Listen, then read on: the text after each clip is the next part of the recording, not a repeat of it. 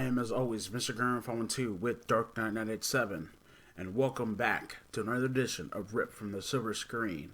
Tonight, on this Devil's Night, me and Dark Knight 987 are gonna review the 1985 classic Fright Night and its 2011 adaptation and its 2011 remake. Was the 1985 version better, or was the 2011 version better? I've seen both the 85 and the 2011 versions. And yeah, so we're going to talk about Fright Night and give our thoughts on it. So, the original Fright Night was directed by Tom Holland. The film stars Chris Sarandon, William Ragsdale, Amanda Bearse, Stephen Geoffreys, and Roddy McDowall. Now, if you guys don't know who Amanda Bearse was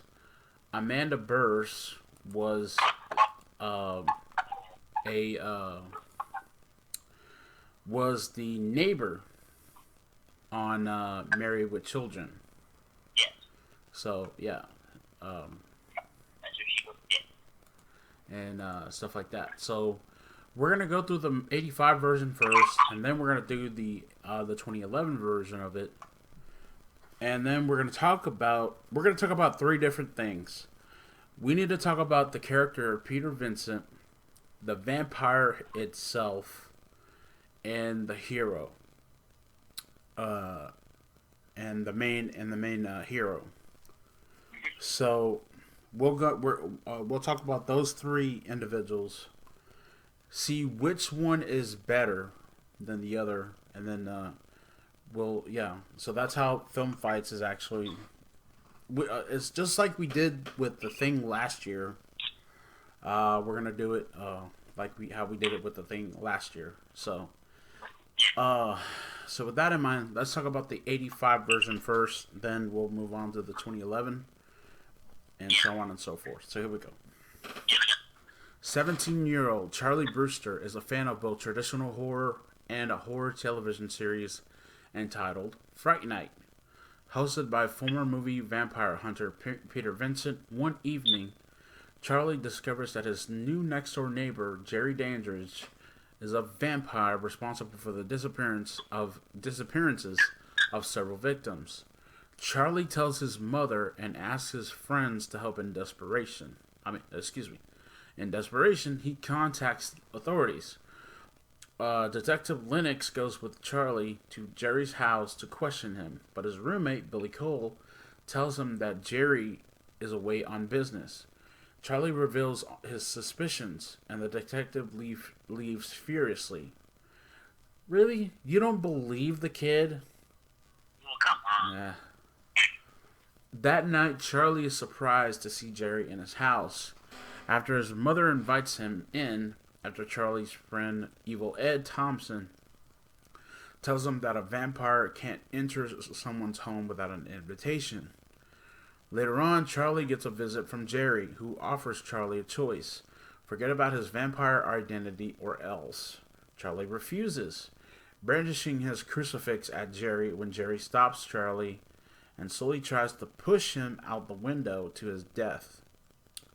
Charley stabs Jerry's hand with a pencil. Ew. Damn. Enraged, Jerry destroys Charley's car in retaliation and informs Charley that he will do much worse to him tomorrow night. Charley turns to Peter Vincent for help, but Peter dismisses Charley as an obsessed fan because he's an idiot. Yeah, he is.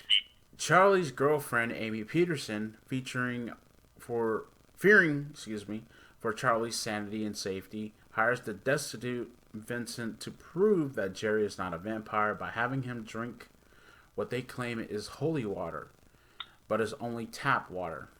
Jerry has claimed to Peter that drinking actual holy water would be against his religious convictions.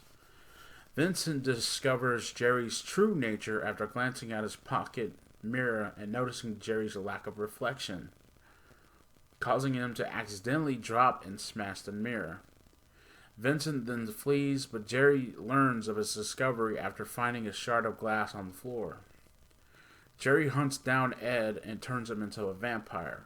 Ed then visits Vincent and, revealing himself, tries to attack him, only to be warded off when burned by a crucifix. Meanwhile, Jerry chases Charlie and Amy into a nightclub, while Charlie is trying to call the police for help.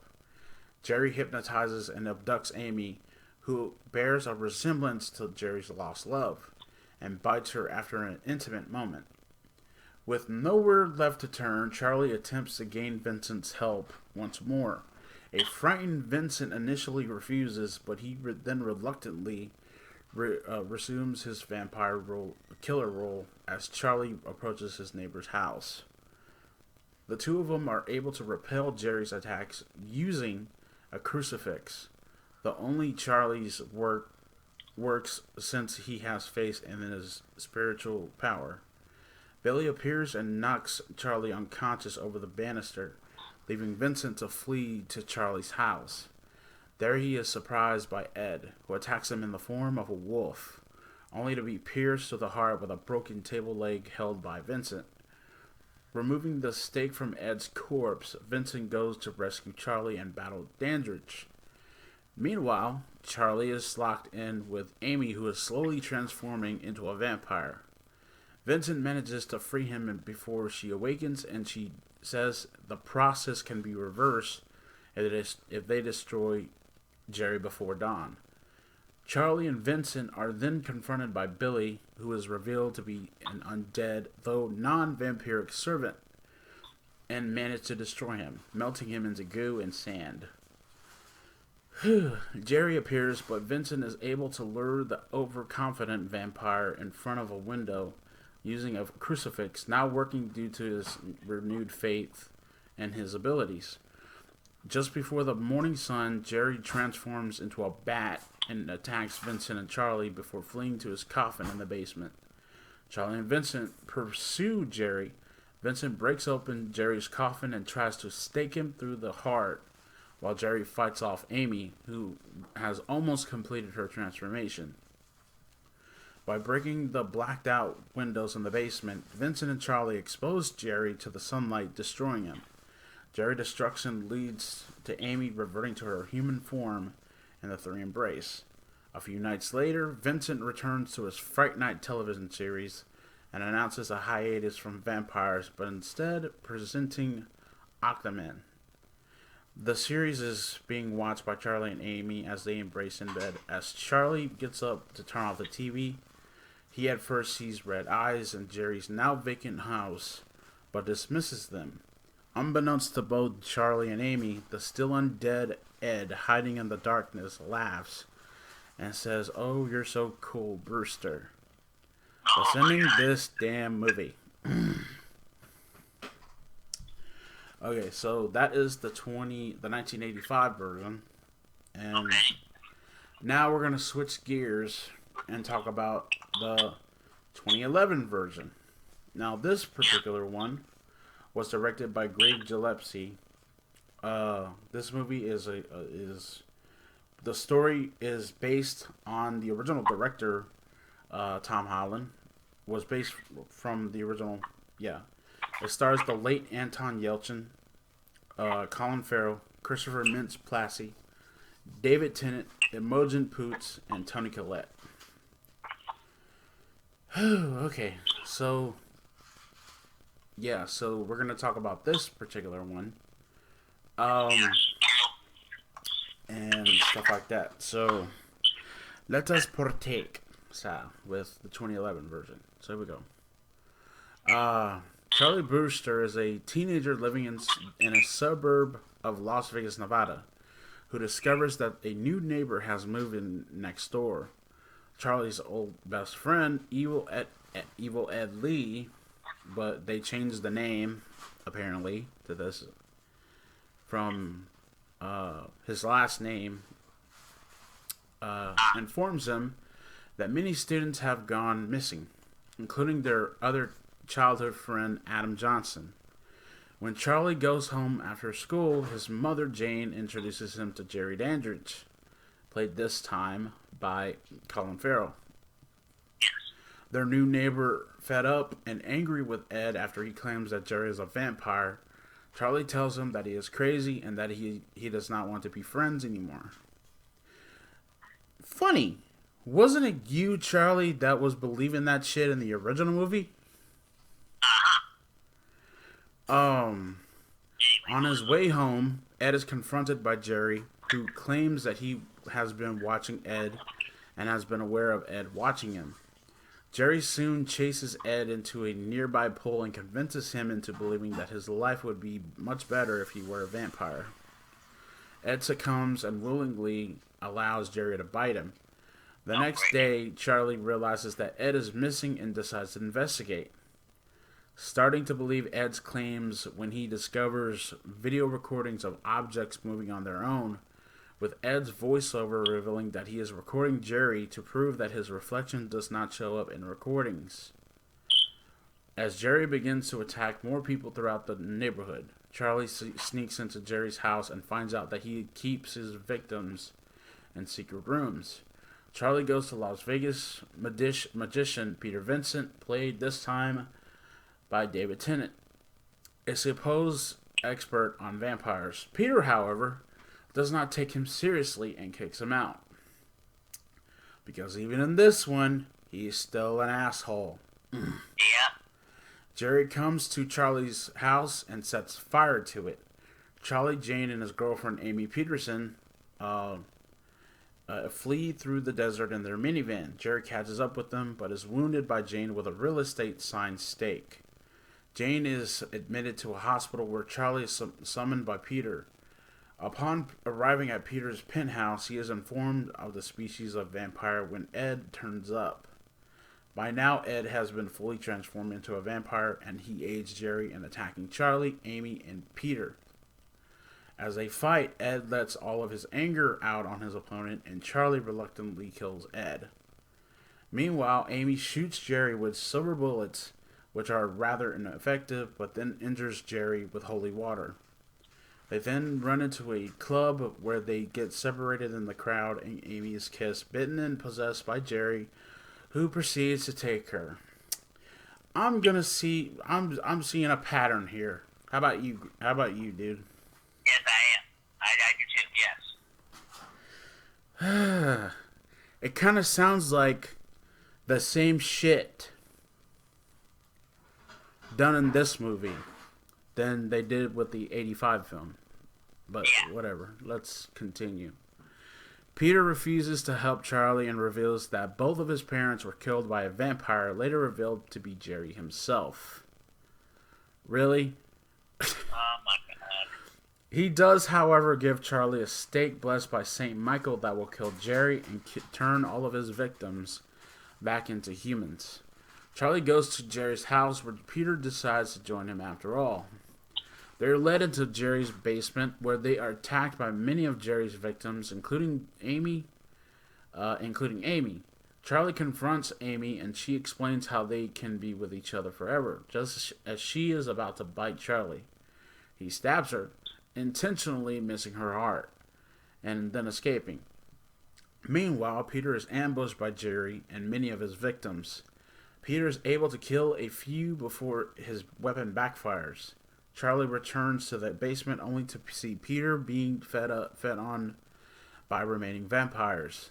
He decides to shoot holes in the roof from which sunlight shines in and kills him.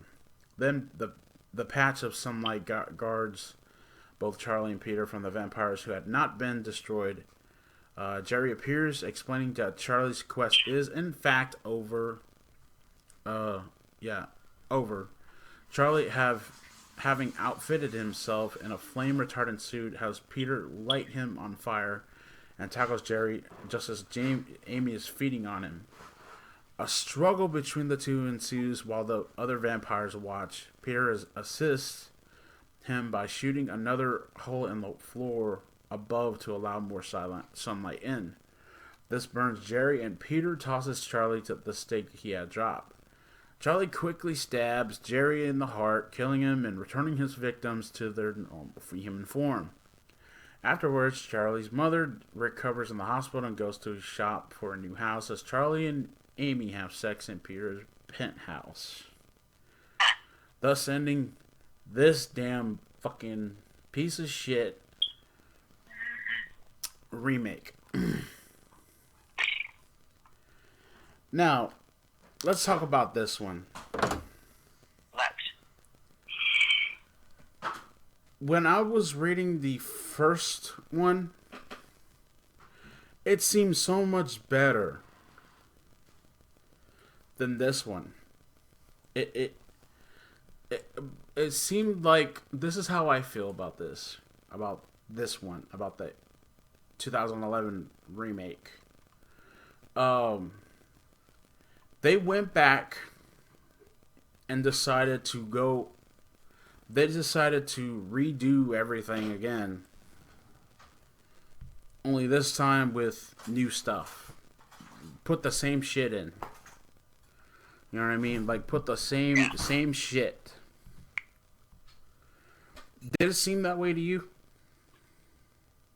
Yeah, really, it did, yes.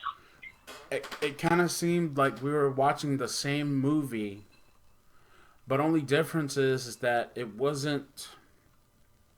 But the only difference is that, okay. So this is what I was talking about when I said that Evil Ed in this one, his last name is Thompson, while Evil Ed in the other movie, his name is Lee.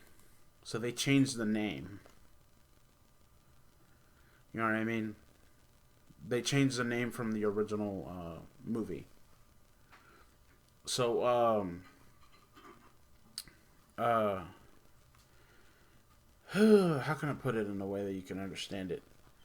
I thought that the original dude, the original dude that played Charlie in the original movie, no offense to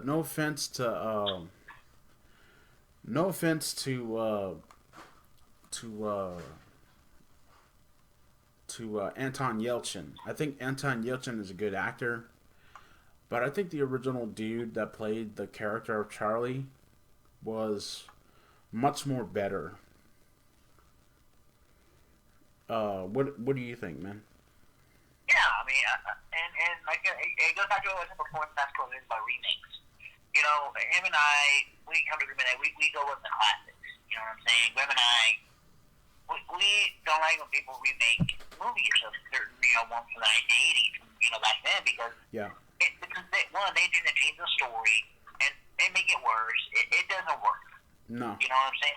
And 99% of the time, actually, I take that back. 90% of the time, remakes tend to decide that they're going to do their own thing, which I don't think that's a bad idea. But you have to do it right. You know what I mean? But I think the original movie, the original 1985 film, was better than the 2011 version on all counts. In the newer version, David Tennant, who plays Peter Vincent in the movie, is kind of sort of like a fucking Chris Angel knockoff, and stuff like that. Not to mention that he is a pussy in the movie as well. The fact that Christopher Mintz-Plasse, I thought, played a good Ed in this one. But here's the thing: they instead of giving him enough time, they don't give Ed enough time to percolate in this one, like they do in the original 1985 movie. And not to mention the fact, I think that Charlie in this one, he was a complete asshole to Ed. It was Charlie in the original one who was trying to figure out if Jerry was really a vampire in the original one. But they changed that whole thing for the 2011 version. So, but okay, I want to talk about the vampire. Between Colin Farrell and Chris Sarandon. Who do you think played the better vampire, dude, and the better Jerry in these two movies? Well, Chris Sarandon, he's a good actor. I've seen him before as well. Anyway, so I mean, like I said, you can't go wrong with the classics. He did a good job, but then again, you have Colin Farrell, who's also, I'm not saying he's bad either. He did a pretty good job as well. I don't know, maybe, because I stick to the classic. I always thought, Chris Sarandon did a pretty good job. You know what I'm saying? I think he had that kind of, I think he had the look for it. Yeah. I think Chris Sarandon's character was a little bit more better than Colin Farrell, because I remember watching the 2011 version, and Colin Farrell comes off as one of those fucking douchebags from the Jersey Shore. Yeah, really. That's what he comes off as. Yeah. His Jerry. But yeah, I think what I'm gonna do is that I'm gonna give the original version a 10 out of 10. I think the original version wins this round, dude. What do you think? Yeah, I agree. The winner is the original. And take anything from the original. Fright Night 2011 was not good at all, to say the least.